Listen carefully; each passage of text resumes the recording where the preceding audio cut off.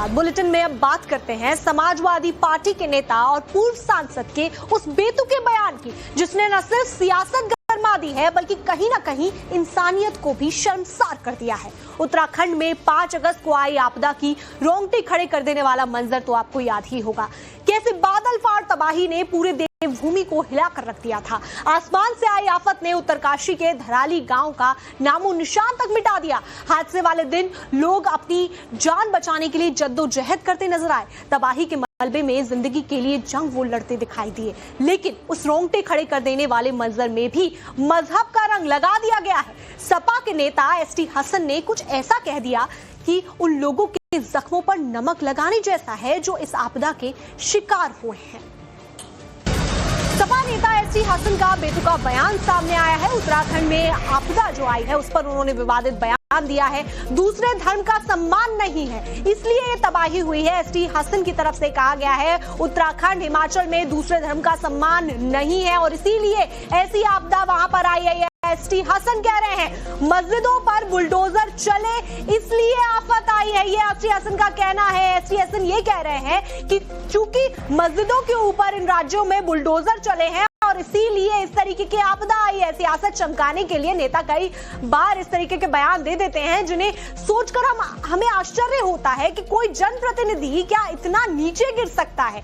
ऐसा ही ये बेतुका बयान आया है समाजवादी पार्टी के पूर्व सांसद एसटी हसन की तरफ से सामने आया है, जिसमें उन्होंने हिमाचल और उत्तराखंड में जिस तरीके से अभी कुदरत कोहराम मचा रही है उसे वो कह रहे हैं कि मजहब का सम्मान यहाँ पर नहीं होता, इसलिए यहाँ पर इस तरीके की आपदा आई है या फिर ये जो तबाही आई है। और ऐसी आपदा या तबाही उन्हीं जगहों पर आती है जहां पर मजहब का सम्मान नहीं होता। अब हसन साहब के इस बयान के बाद में सियासत गर्म हो गई है। बीजेपी और सपा फिर से आमने सामने आ गए हैं।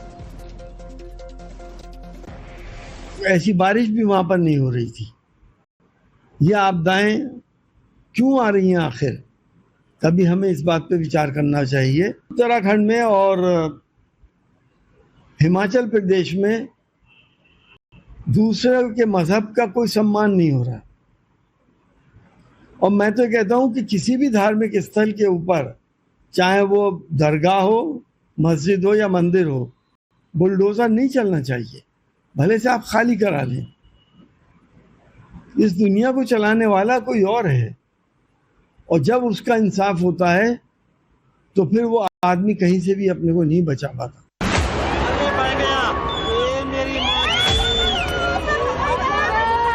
उत्तराखंड में और हिमाचल प्रदेश में दूसरे के मजहब का कोई सम्मान नहीं हो रहा।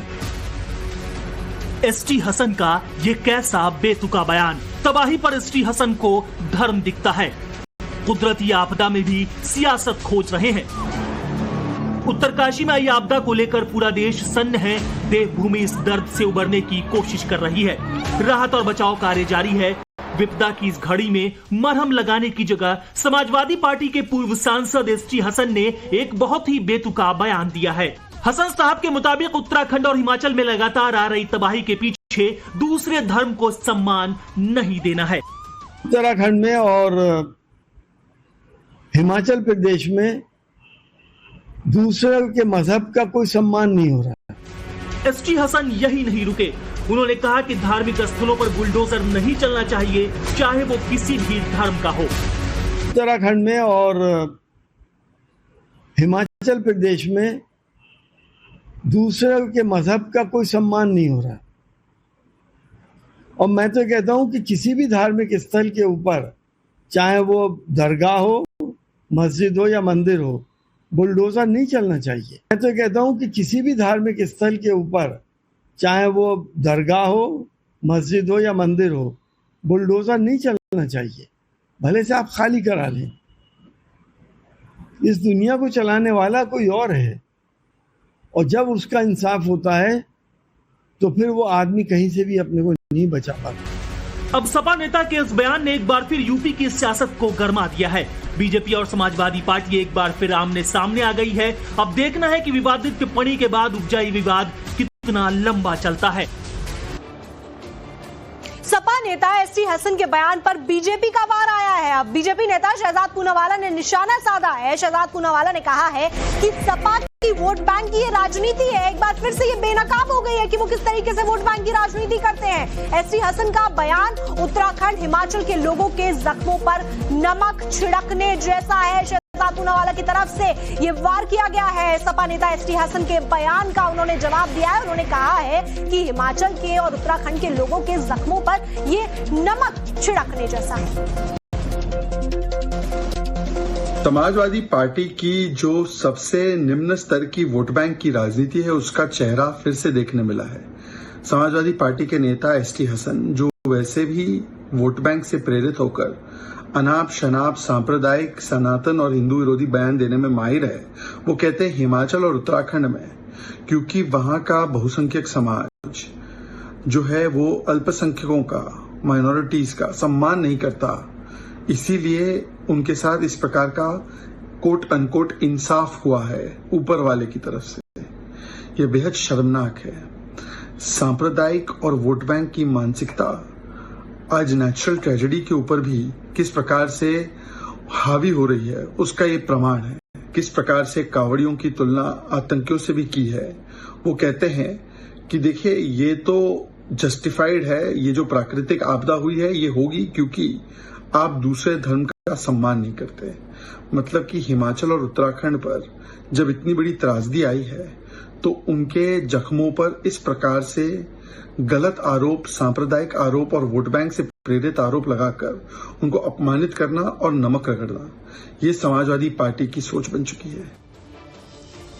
अखिलेश के नेता एसटी हसन अकेले नहीं हैं जिन्हें कुदरती तबाही में धर्म दिखता है। उत्तरकाशी में मौत का पहाड़ टूटा, पूरे इलाके से तबाही की दर्दनाक तस्वीरें आई, लेकिन फैजल सिराज, रहीम जिब्रान, काशिफ अली, सोहराब को इस पर हंसी आ रही है। ये ऐसे लोगों की फौज है जो त्रासदी का मजाक उड़ाते हैं, उस पर हंसते हैं और अनाप शनाप लिखते हैं। ये लोग कहां से आते हैं, कहां रहते हैं, आखिरकार कौन है? आपदा के वीडियो देखकर जिनकी हंसी ठहाके ही नहीं रुक रहे, एक एक सबूत के साथ आपको आज दिखाते हैं ये डिटेल रिपोर्ट।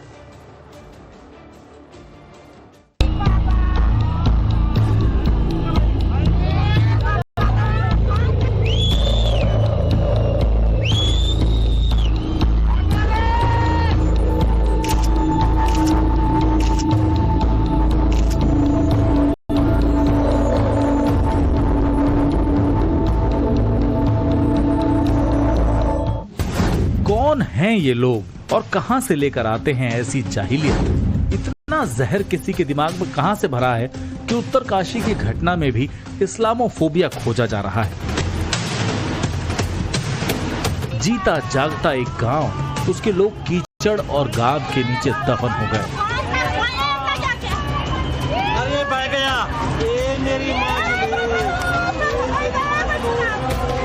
अभी तक ठीक से ये भी नहीं मालूम कि कितने लोग मारे गए। मारे जाने वाले कौन लोग हैं? 50 से ज्यादा लोग लापता हैं, मगर इन कट्टरपंथियों को इसमें हंसी आ रही है, ठहाका फूट रहा है, लाफ्टर इमोजी चिपकाई जा रही है। धिक्कार है ऐसे लोगों पर और यकीन मानिए ऐसे ही जाहिलों की टोली दिन रात सोशल मीडिया पर फॉल्स नैरेटिव फैलाती है। एक्शन होने पर विक्टिम कार्ड खेलते हैं। फोन या कंप्यूटर की स्क्रीन के पीछे छिपकर ये अपनी असल सोच को जग जाहिर कर रहे हैं।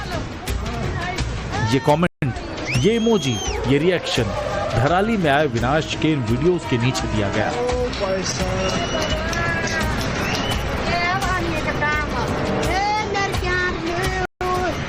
ये वीडियोस जिनमें मौत को सामने से देखने के बाद निकली चीख है। ये वीडियोस जिनमें दिल दहला देने वाले मंजर हैं।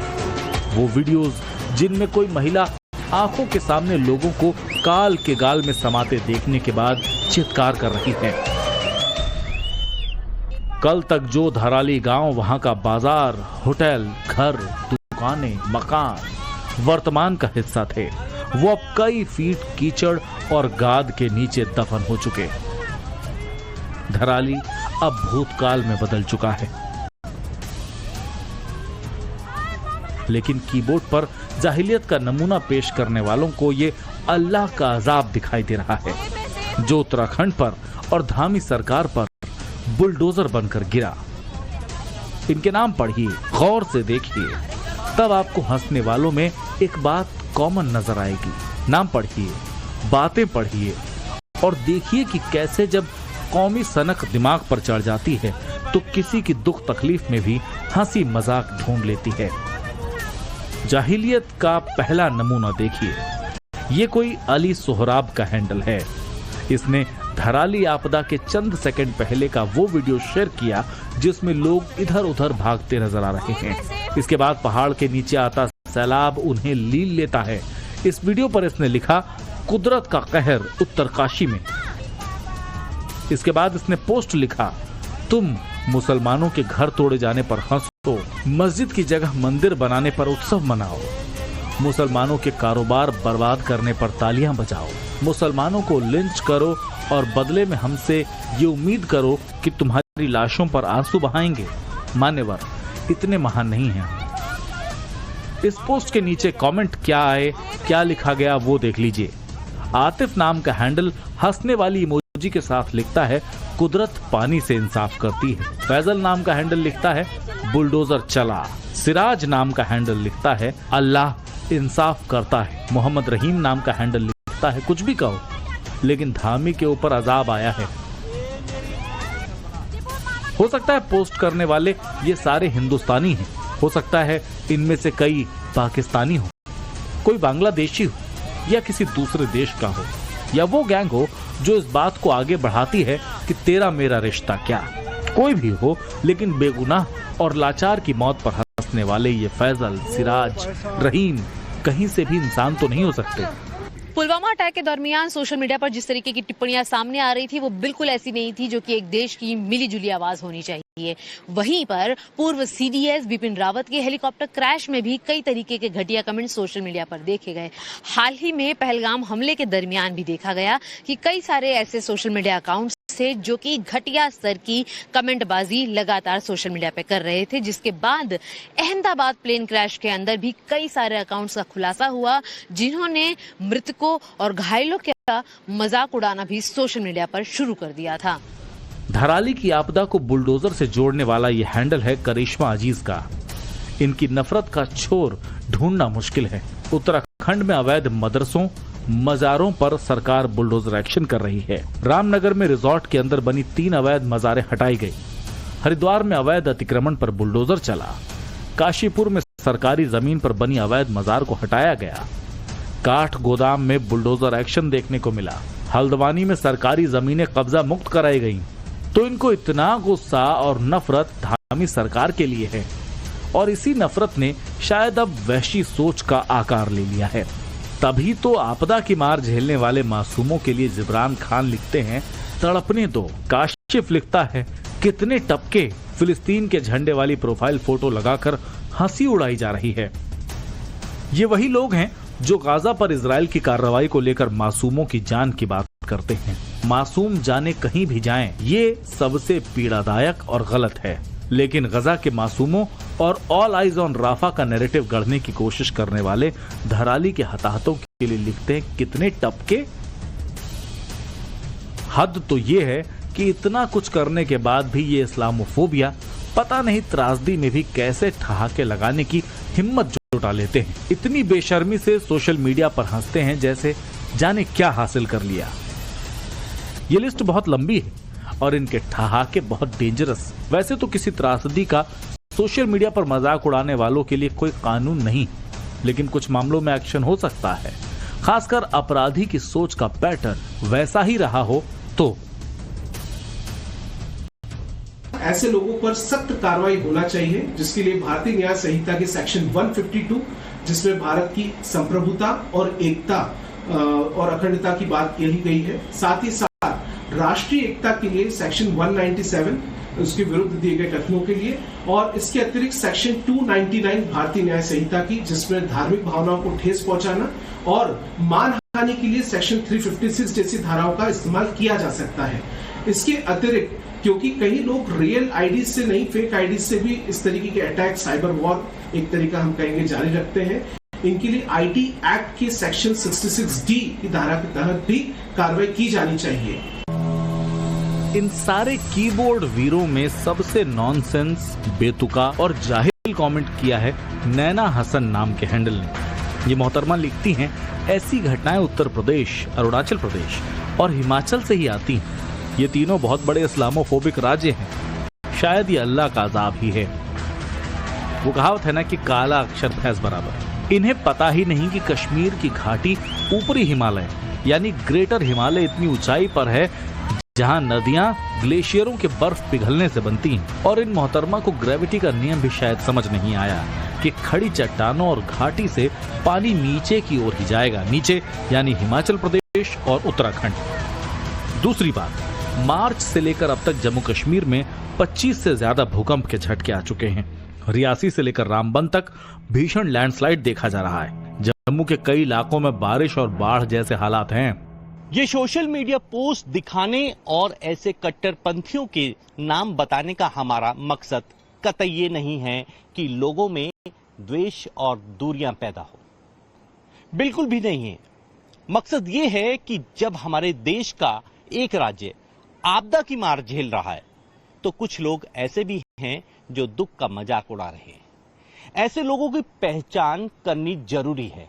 इन्हें नाम के साथ सबके सामने लाना भी बेहद जरूरी है। एक तरफ जहां पूरे हिंदुस्तान का सीना उत्तरकाशी के वीडियोस को देखकर फट रहा है, तो दूसरी तरफ इस दर्द को देखकर कुछ लोगों के दिल को सुकून मिल रहा है। जाहिलियत का एक और नमूना देखिए। इश्तियाक अहमद का हैंडल लिख रहा है, ये कुदरत का बुलडोजर है। जब ये चलता है तो फिर कोई सुप्रीम कोर्ट, कोई अदालत, कोई सरकार काम नहीं करती।